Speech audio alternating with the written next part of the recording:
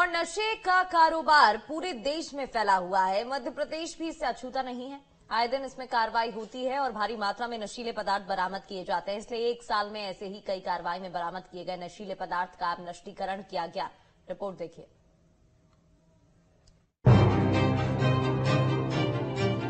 नशा जिसकी लत अच्छे से अच्छे इंसान की जिंदगी को तबाह कर देती है।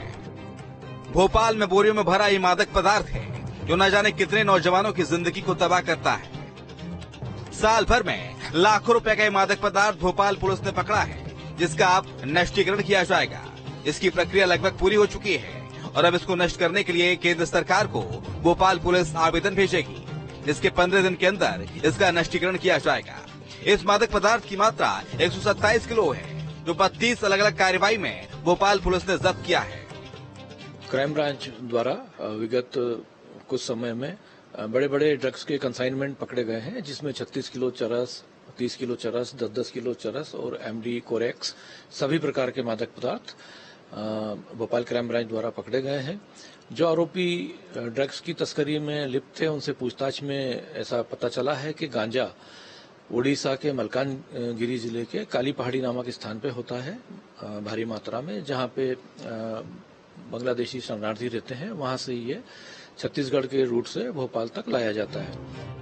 न केवल भोपाल बल्कि पूरे मध्य प्रदेश में 4 अलग अलग रास्तों से अलग अलग तरह के मादक पदार्थ खपाए जाते हैं। इसमें एमडी स्मैक, चरस, गांजा और अफीम जैसे मादक पदार्थ शामिल हैं। चरस को नेपाल से बिहार के रास्ते एमपी लाया जाता है।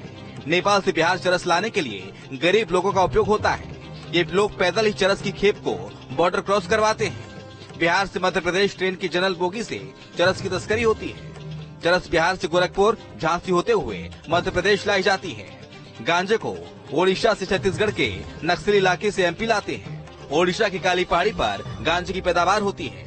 गांजे की तस्करी कार, ट्रक या सड़क परिवहन से की जाती है। गाड़ियों की टैंक, सीट कवर में छिपाकर गांजा मध्य प्रदेश लाया जाता है।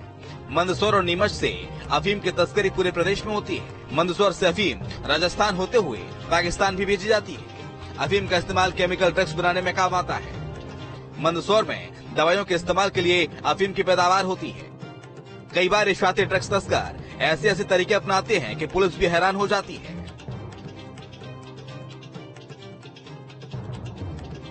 तो इस प्रकार से कुछ अभी देखने में ये भी आया है कि जो कोरियर सर्विसेज हैं, स्नैपडील और अमेजॉन, उससे भी लोगों ने जो है वो इसकी सप्लाई की है। उसमें भी भिंड में एक प्रकरण दर्ज हुआ है और उसको फर्दर फिर वो सीआईडी में और एसटीएफ में उसको केस टेक ओवर किया है और उसकी जड़ तक जाने का प्रयास किया जा रहा है। ड्रग्स का एक कारोबार न केवल देश के नौजवानों की नस्ल को बर्बाद करता है, बल्कि आतंकवाद को भी फंड करता है। केंद्रीय जांच एजेंसियों ने भी प्रदेश पुलिस को जानकारी दी है कि मध्य प्रदेश में खपाए जाने वाले ड्रग्स की जो कमाई होती है, वो पैसा आतंकवाद में लगाया जाता है। ड्रग्स की तस्करी को हम लोग नार्को टेररिज्म बोलते हैं, क्योंकि इसमें जो पैसा भारी मात्रा में पैसा होता है और वो पैसा जो है वो टेररिस्ट को जाता है।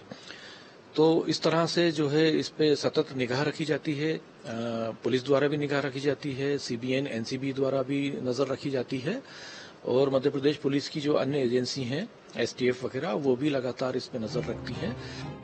ड्रग्स की तस्करी न जाने कब से होती आ रही है, लेकिन ये पुलिस की नाकामी है कि आज तक कभी भी ड्रग्स की तस्करी पर अंकुश नहीं लगाया जा सका है।